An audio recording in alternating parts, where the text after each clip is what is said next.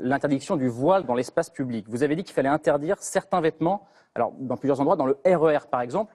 On n'a pas très bien compris. Moi, le premier, il y a un tweet qui illustre l'incompréhension. Ainsi, il faut instaurer une police des vêtements, demande ce téléspectateur.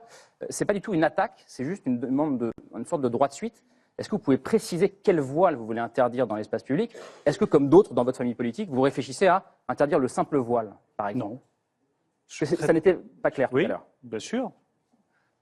Plus on peut apporter de la clarté dans le débat politique, mieux c'est. Je pense que la multiplication des niqabs dans l'espace politique est une difficulté. Public, je voulais dire. Dans l'espace public, pardon. Est une difficulté. Et est vécue par beaucoup de Français comme une agression. Je pense que sur la burqa, la loi n'est pas appliquée et qu'il faut durcir le texte. C'est une contravention. Je propose que ça devienne un délit.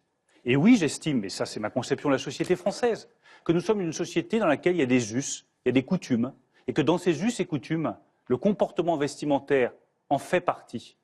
Et mais par conséquent, dans le RER, par exemple, qu'est-ce qu'on peut changer?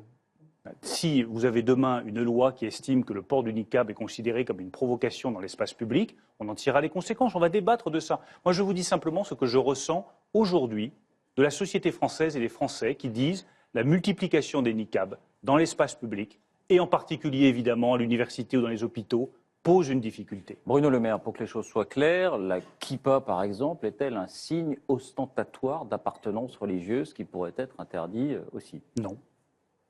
Non, donc on va fixer une ligne. L'intérêt du débat politique, ça vise que les musulmans ou... Non, pas du tout. L'intérêt du débat politique va être justement de poser sur la table ces discussions qui ont lieu le dimanche dans la famille ou entre amis, mais qui n'ont pas lieu dans l'espace public. Là, c'est votre avis. La kippa, oui, dans le métro, le voile, non.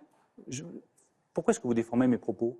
Non, vous posez la question parce que vous n'êtes pas assez précis. Pourquoi est-ce que vous déformez mes propos? Je suis plus précis que vous. Alors, dites-moi. Je n'ai pas dit voile, j'ai dit niqab.